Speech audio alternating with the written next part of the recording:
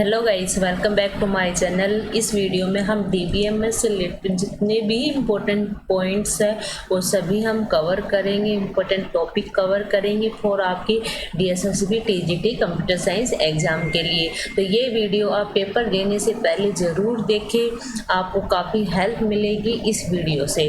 तो स्टार्ट करते हैं हम डीबीएमएस आर्किटेक्चर। डीबीएमएस आर्किटेक्चर क्या है?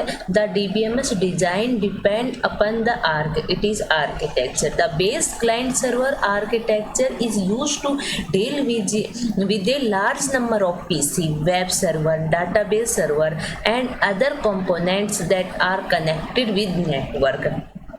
The client server architecture consists of many PC and workstation with the connected network. DBMS architecture depend upon how user are connected to the database to get their request done. उसके बाद है आपका type of DBMS architecture.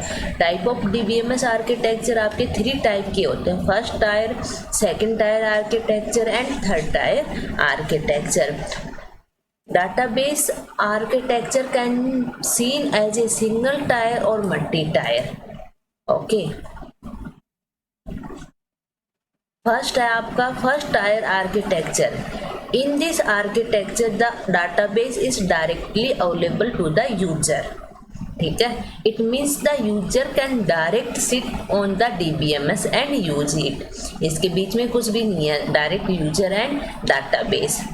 Any change done here with directly by done on the database itself. It does not provide a handy tool of end user. First tier architecture is used for development for the local application where program can direct communicate with the database for a quick response. Second tier architecture. The second tier architecture is some as base client server in the 2-tier architecture application on the client and can directly communicate with the database at the server side. For this interaction, API like ODBC, JDBC are used. Okay. The user interface and application program are run on the client side. The server side is responsible to provide the functionalities like query processing and transaction management. To communicate with the DBMS client side application, a connection with the server side. Database, application and user. Okay, database, application and user. Server side पे आपका database होता है, client side पर आपका application and user होता है। ये आपका सेकंड टायर आर्किटेक्चर कहलाता है। एंड उसके बाद 3 tier architecture. The 3 tier architecture contain another layer between the client and server. In this architecture client can not direct communicate with the server. Second tier में तो आपका क्लाइंट एंड सर्वर होता था। 3 tier architecture में क्या होता था? Application on the client and interact with application server with further communication with the database system. End user has no data about the extension of the database beyond the application server. The database also has no idea about any other user beyond the application. Okay, 3-tier architecture is used in case of large web application जैसे आपका server and client, database, application server, application client and user. Database, application server वो आपका server है, उसके बाद client side आपका user, user के बाद आपका एप्लीकेशन क्लाइंट, एप्लीकेशन क्लाइंट के बाद आपका एप्लीकेशन सर्वर, देन आपका डाटाबेस होता है। Then 3 schema architecture. इसमें क्या होता है? The 3 schema architecture is also called ANSI SPARC architecture on 3 level architecture. This framework is use to describe the structure of a specific database system. The 3 schema architecture is also used to separate the user application and physical database. User application and physical database. 3 schema architecture contains 3 levels. It breaks the database down into 3 different categories. The 3 schema architecture is as follows. First है आपका external schema, देखो conceptual schema और internal schema. Internal में आपका internal level, कंसेप्चुलेशन level में आपका कंसेप्चुलेशन schema और external में आपका एक्सटर्नल लेवल आ जाता है आपका। जैसे एक्सटर्नल की मैपिंग आ जाती है, ये तो आपका 3 स्कीमा आर्किटेक्चर है जिसमें आपके 3 लेवल होते हैं डाटाबेस के। It about the DBMS architecture mapping is used to transform the request and response between various database level of architecture. Mapping is not good for small DBMS because it taken more time. In external conceptualization mapping, it is necessary to transform the request from external level to conceptualization schema. Okay, the DBMS transform the request from the conceptualization is to internal level. Internal level has an internal schema which describe the physical storage structure of the database. The internal schema is also known as the physical schema. It is used physical data model. It is used to define that how the data will be stored in a block. The physical level is used to describe complex low-level data structure in detail. Conceptualization level. The conceptualization describes the design of database at the conceptualization level, also known as logical level. The conceptualization describes the structure of the whole database, and what data are to be stored in database and also describe what relationship exist among those data. Internal details such as implementation of data structure are hidden. ये सब आपका आता programmer and database administrator work at this level. Then उसके बाद आपका external level. At the external level, a database contains server schema that sometimes called the schema. उसके बाद is also known as view schema, ये आपका important है। View schema आप किसको बोलते हो? एक्सटर्नल स्कीमा को। Each view schema describe the database part of the particular user group, the interact and hidden the remaining database from the user group. Next है आपका the view schema describe the end user interaction with the database. Okay, then उसके बाद आपकी keys आ गई। Keys उससे question आया था आपका जो 1 तारीख को एग्जाम हुआ है उसमें। Super key, a super key is a group of single और multiple keys which identify row in a table. Primary key is a column और group of column in a table that uniquely identify every row in the table. Next candidate key, it is a set of attribute that uniquely identify tuple in a table. Candidate key is a super key and no repetitive attribute. ये आप याद रखना। जैसे super की क्या है आपके? Super key is group of single और मल्टीपल की विच identify row in a table. बस इतना याद रखना। प्राइमरी की होती क्या नहीं पता, लेकिन इतना याद रखो कि प्राइमरी की आप यूनिकली आइडेंटिफायर होती है every row in a table. Candidate की it is a set of attribute that uniquely identify stubble in a table. Alternate key is a column or group of column in a table that uniquely identify every row in the table in that table. Foreign key क्या होती है आपकी? Is a column that create a relationship between two table. Create a relationship to table. The purpose of foreign keys is to maintain data integrity and allow navigation between two different instances of an entity. Next है आपकी compound की। Compound की क्या होती है? Has 2 or more attributes that allow you to uniquely recognize a specific record. It is possible that each column may not be unique by itself with the database. Okay, तो ये चीज़ें आप keys से आप अच्छे से याद करना, कीज से क्वेश्चंस आपका आएगा। नेक्स्ट देखे composite key is a combination of 2 or more column that uniquely identify row in the table. The combination of column Granted uniqueness through the individual uniqueness is not granted. Data model schema is instance. ये क्या होते हैं आपके? The data which is stored in the database at a particular moment. At a particular moment. The data which is stored in the database at a particular moment of time is called the instance of database. Instance means तुरंत. The overall design of database is called the schema. The database schema is the structure of database. It represents the logical view of entire database. The schema contains the object like table, foreign key, primary key, views, column, data type, store, procedure, etc. The database schema can be represented by using the usual diagram. That diagram shows the database object and relationship with each other. The database schema is designed by the database designer to help programmer whose software will interact with the database.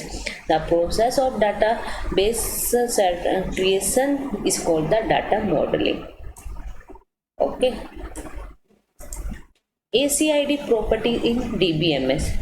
ACID property in DBMS. ये क्या होती है भाई? ये भी देख लीजिए. DBMS is the management of data that should remain integrated when any change are done in it. It is because if the integrated of data is affected, whole data will get disturbed and corrupted.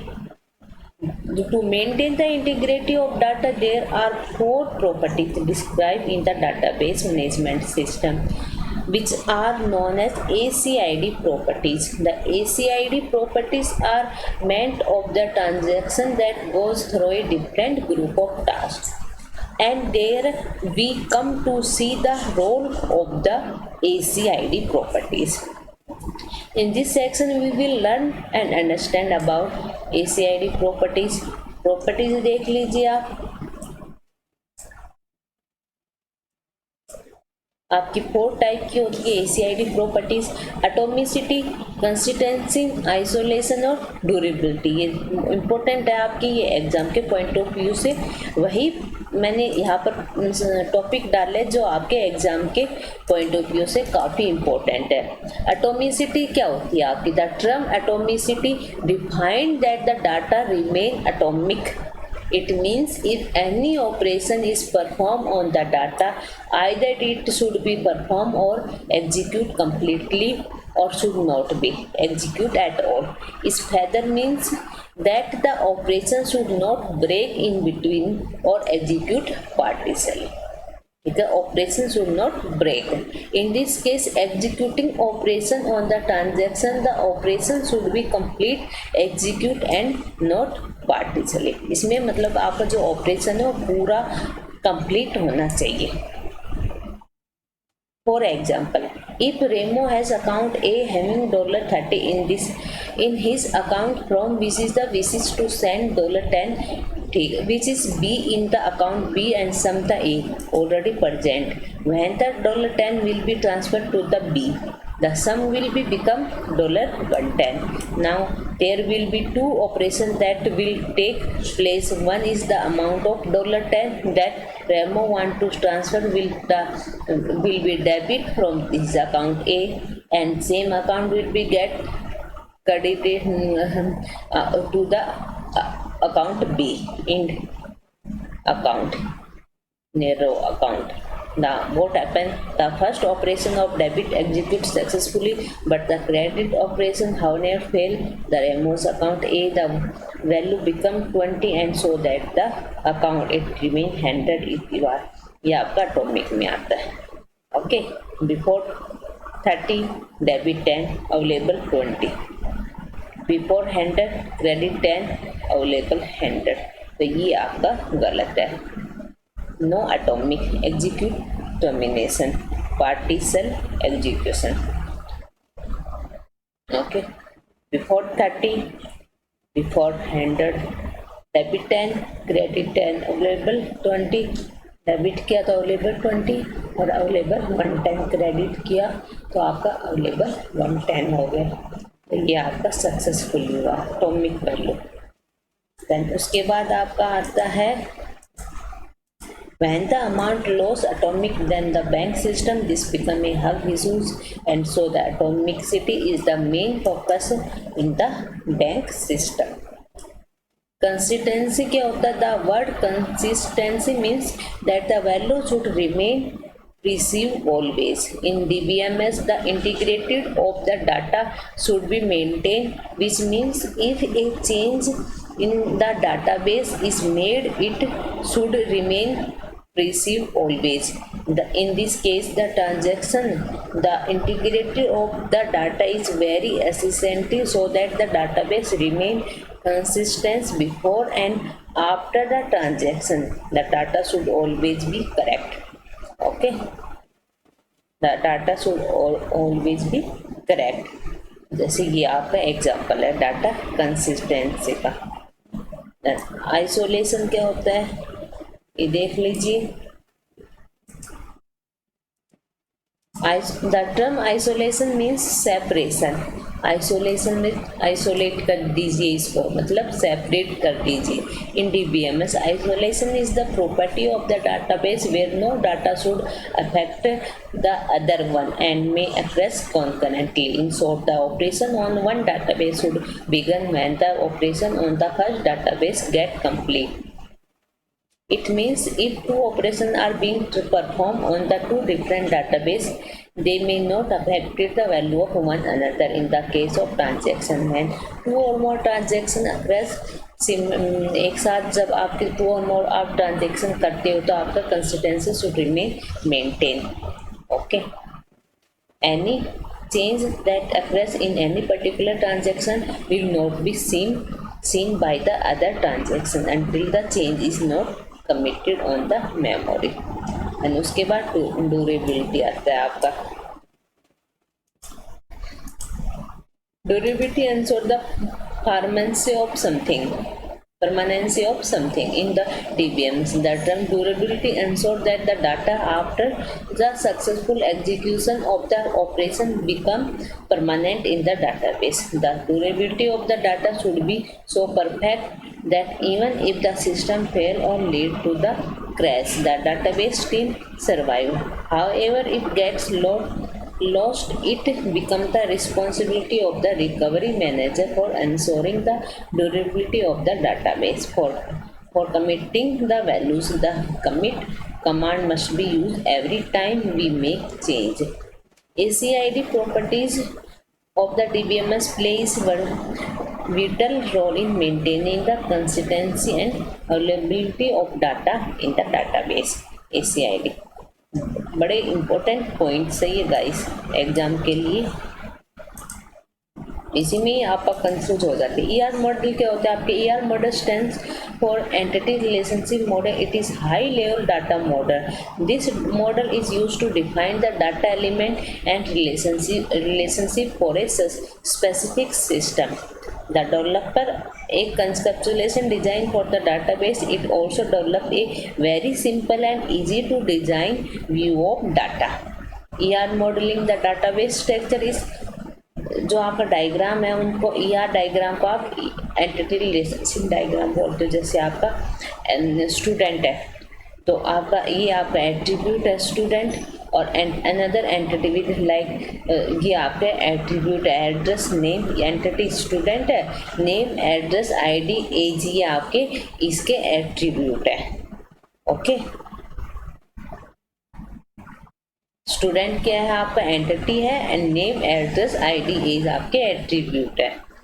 Then उसके बाद ER model entity attribute relationship, entity weak entity, attribute key attribute, composite attribute, multi level attribute और derived attribute relation, one to one, one to many, many to one, many to many.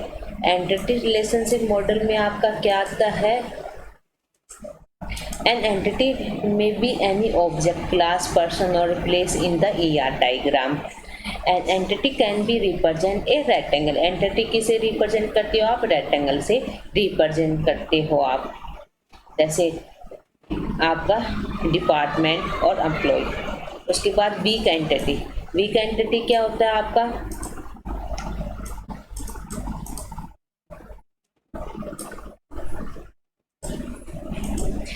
An entity that depend on another entity called the weak entity. जैसे loan है, loan किस पर depend है?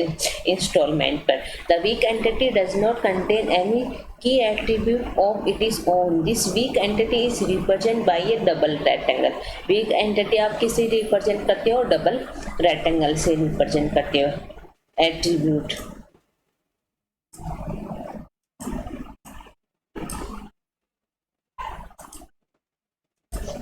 The attribute क्या होते हैं आपके? Weak entity double rectangle से, ठीक है, ये इंपॉर्टेंट पॉइंट है। या attribute is used to describe the property of an entity. Ellipse is used to represent the attribute. Ellipse for example age, जैसे आपके ये एलिप्स, ओके, डिस्क्राइब करता है आपकी प्रॉपर्टी को। की एट्रीब्यूट देख लीजिए, यहाँ से आपके क्वेश्चंस आएंगे गाइस, 100% आएंगे। The key attribute is used to represent the main characteristic of an entity. It represent a primary key.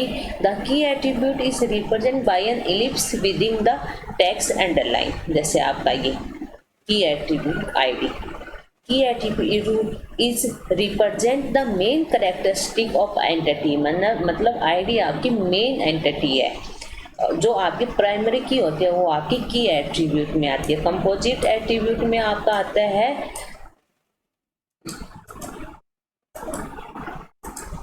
The attribute that compose of many other attribute is known as composite attribute. An attribute that compose of many other attributes is called the attribute. This composite attribute is represented by an ellipse. By those ellipses are connected with an ellipse. जैसे आपकी ellipse होती है। Name क्या होते हैं आपके? First name, middle name and last name. तो आपके मल्टीपल एट्रीब्यूट होते हैं। जिस एट्रीब्यूट के मल्टीपल आपके ऑप्शन हो, मल्टीपल नेम हो, ठीक है, वो आपके कंपोजिट एट्रीब्यूट में आती है। मल्टीपल एट्रीब्यूट क्या होती है? जिसकी वैल्यू आपके मल्टीपल हो। जैसे फ़ोन नंबर होते हैं आपके, तो फ़ोन नंबर क्या होते हैं आपके? मल्टीपल होते हैं। An attribute that can have more than one value, these attribute are known as multilevel attribute. Multilevel attribute को आप किससे डिनोट करते हो? इससे करते हो डबल ओवल से। ये चीज़ें याद रखनी है, किसे यूज़ करते हो? डबल ओवल से आप रिप्रेजेंट करते हो मल्टी लेवल एंटिटीज को। ड्राइव एंटिटी क्या होती है आपकी? N attribute that can be drive from other attribute is known as the drive attribute. It can be represented by the dashes ellipse. ठीक है, क्या है आपके? An attribute that can be drive from other attribute is known as drive attribute. जैसे आपकी as है, as आपने किससे ड्राइव किया? स्टूडेंट से। Name, birth name, roll number. तो एज को आप किस drive attribute? A person age change over time and can be drive from another attribute like date of birth. तो उससे आपका डेट ऑफ बर्थ से आपका एज निकल के आई है, तो वो डॉटेड से होता है। Relationship, a relationship is use to describe the relation between entity, ठीक है। डायमंड और rhombus is use to represent the relationship diamond से आप रिप्रेजेंट करते हो। जैसे टीचर स्टूडेंट का रिलेशनशिप कैसा है, तो वो 1-to-1 टाइप ऑफ रिलेशनशिप आप देख लीजिए। 1-to-1 रिलेशनशिप क्या होता है आपका? When only one instance of an entity is associated with the relationship then it is known as 1-to-1 relationship. For example, a female can marry to one male, okay, and the male can marry to one female. तो आपको 1-to-1 female Mary to mail, ठीक है। तो आपका ये 1-to-1 वो है आपका रिलेशनशिप। देन 1-to-many रिलेशनशिप क्या होता है, ये भी आप देख लीजिए। one to many relationship when only one instance of the entity number the left and more than one instance of an entity on the right associate with the relationship, then this is known as one to many relationship. The scientists can be invest many inversion, but the inversion is done by the only specific scientist. जैसे आपका ये है, जैसे आपका teacher to class हो गया, तो एक टीचर का मल्टीपल स्टूडेंट से रिलेशनशिप है. जैसे मैनी टू वन रिलेशनशिप, ये देख लीजिए मैनी टू वन रिलेशनशिप आपका कैसा है. When more than one instance of the entity on the left and only one instance of an entity on the right associate with the relationship, then is called the many to one relationship. Many to one relationship. Many to many relationship आपका क्या होता है, when more than one instance of the entity on the left and more than one instance of the entity on the right associate with the relationship, then it is known as many to many relationship. For example, employee can be assigned by many project and project can assign by many employees. जैसे आपकी mapping constant क्या होते हैं, आपके mapping constant is the data constant express the number of entity to which another entity can be related. जैसे one to one, one to many, many to one, many to man, ये आपके हैं, देख लीजिए. जनरलाइजेशन क्या होती है आपकी, generalization is the like a bottom up approach. ठीक है, ये क्वेश्चन है आपका. जनरलाइजेशन क्या होती है आपकी, bottom up approach in which two और more attribute of low level combined to from the high level entity if they have some attribute is common. Okay, generalization an entity of an higher level can also combine with the entities of the lower level to form a further higher level entities. Generalization is more like subclass and superclass system, but the only difference is the approach. Generalization use the bottom up approach. Entity are combined to form a more generalized entities. Subclasses are combined to make a superclass. For example, faculty and student entity can be generalization and create a high level entity person. जैसे person is a faculty and student faculty. Okay. Specialization is a top up approach that it is opposite to generalization. In the specialization, one higher level entity can be broken down into low level entities. Specialization is used to identify the subset of an entity that share the some characteristic.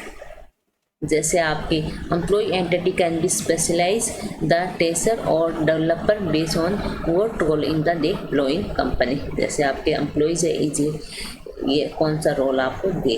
Join operation, natural join. In natural join is a set of tuple all combination in R and S that are equal on their common attribute name.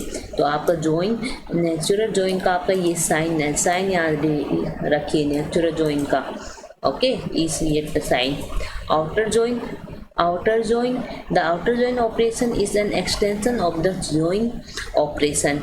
It is used to deal with the missing information. And outer join is basically of three types: left outer join, right outer join and full outer join.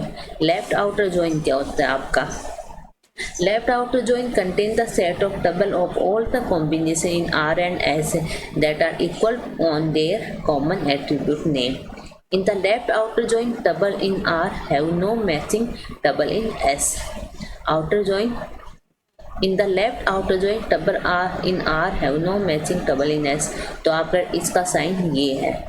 Okay, left का आपका left की तरफ open है, ये याद लीजिए. Natural में दोनों तरफ बंद है, इसमें लेफ्ट की तरफ ओपन है.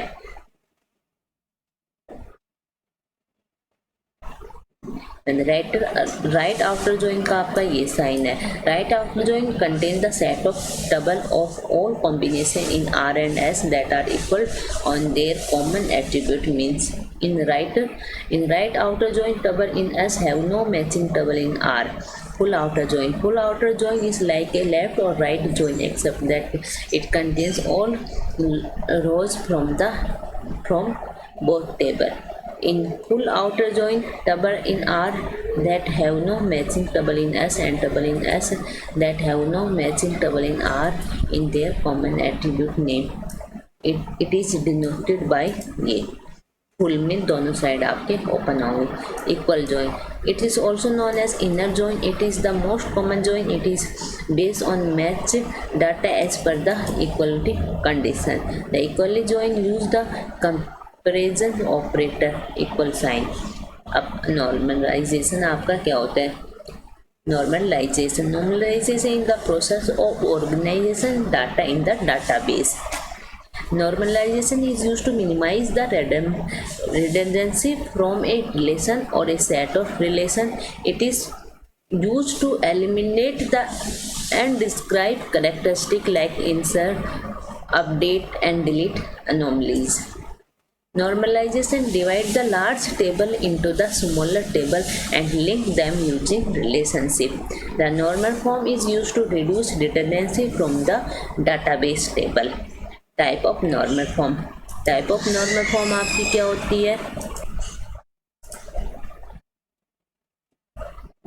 ये पता लग गया ना. नॉर्मलाइजेशन क्या होता है? पर redundancy, minimum redundancy from the relation और ए सेट ऑफ रिलेशन, और एलिमिनेट करता है आपका insertion, update and delete anomaly.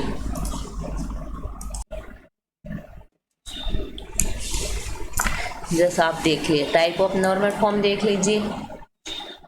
Type of normal form क्या है आपकी? Normal form, first normal form, second normal form है, थर्ड नॉर्मल फॉर्म और BCNF. फर्स्ट नॉर्मल फॉर्म आपका क्या होता है? The relationship is the first normal form. It is contain the N atomic value, okay, atomic value. Second normal form, a relation will be in second normal form if it is in first normal form and all known key attributes are fully functional dependency. Third normal form, a relation will be in third normal form if it is in second normal form and no transaction dependency exists. Fourth normal form, a relation will be in fourth normal form if it is an biocode normal form and has no multi-layer dependency. Okay.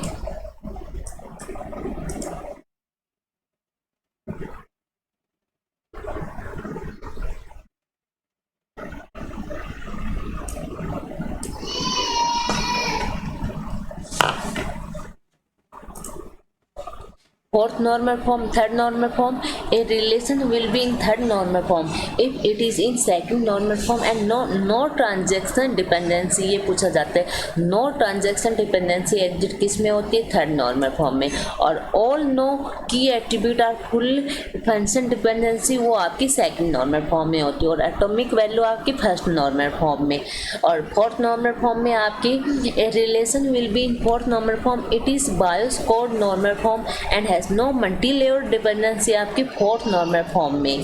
Fifth normal form में relation in the fifth normal form, it is the fourth normal form and not contain only joint dependency and join should be, और join should be.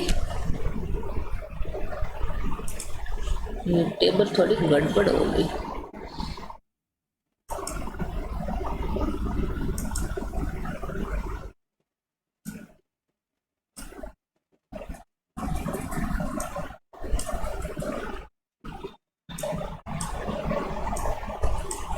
ये अब की बार सही आ गया. ठीक है. Should be lossless. तो आपकी BCNF आपका किस में आएगा? फोर्थ नॉर्मल फॉर्म में. BCNF आपका फोर्थ नॉर्मल फॉर्म में आएगा. थर्ड नॉर्मल फॉर्म में नो ट्रांजैक्शन डिपेंडेंसी, सेकंड में नो की एट्रीब्यूट, फर्स्ट में एटॉमिक वैल्यू, फिफ्थ में आपका fourth normal form and not contain any joint dependency और multi layer dependency fourth normal form में. ये सब आपका आता है. रिलेशन डिकम्पोजिट भी देख लीजिए. When a relation in the relation model is not appropriate normal form and then decomposite of a relation is required. In a database, it break the table into multiple table. if the relation has no proper decomposition, then it may lead to problem like loss of information. Decomposition is used to eliminate some of the problem of bad design like anomalies, inconsistency and redundancy. ये सब आपका होता है. जैसे lossless decomposition क्या होता है आपका, if the information is not lost from the relation that is decomposed, then the decomposition will be lossless. The lossless decomposition granted that the join of relation will result in the same relation as it was decomposed. तो ये सब आपके important point है, important topic है database से. ये ज़रूर आपको पढ़ के जाना चाहिए पेपर से पहले. एक बार रीड कर लीजिए सारा. प्लीज़ अगर मेरी वीडियो अच्छी लगी हो तो लाइक करें, वीडियोस को शेयर करें और चैनल को सब्सक्राइब करें. यही हमारी रिक्वेस्ट है आपसे. Thank you guys.